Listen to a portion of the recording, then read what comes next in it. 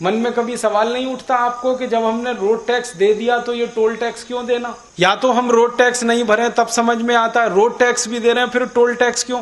हमारे ही road tax के पैसे से रोड बन रही है, फिर उसी पे चलने के लिए और टोल टैक्स क्यों?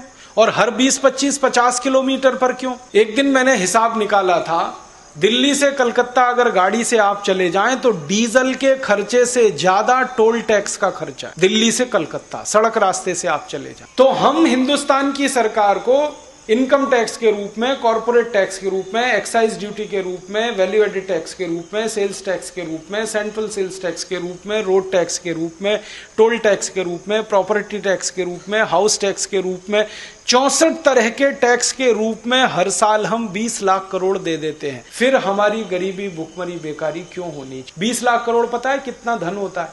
आप गिन नहीं सकते। साल भर तक अगर 1000 के नोट आपको दे दिए, 20 लाख करोड़ की रकम इतनी बड़ी है कि कैलकुलेटर पे लिख नहीं सकते आप, क्योंकि कैलकुलेटर में 12 अंक आते हैं और इसको लिखने में 16 अंक लगते हैं। अगर इस रकम का सोना खरीद लें हम तो ये इतनी बड़ी रकम है कि मध्य प्रदेश के एक एक राज्य की सड़क को सोने से बना सकते हैं। अब इतनी रकम हमने दे दी केंद्र सरकार को, राज्य सरकार को, स्थानीय सरकारों को, फिर भी वो गरीबी, भुखमरी, बेकारी दूर नहीं कर पाते, तो कहां जा रही है ये रकम? तब ध्यान में आता है कि अरे राजीव गांधी ने कहा था कि इस रकम का 85% तो घूसखोरी, लूटखोरी में ही चला जाता, और वो 84 में कहा था।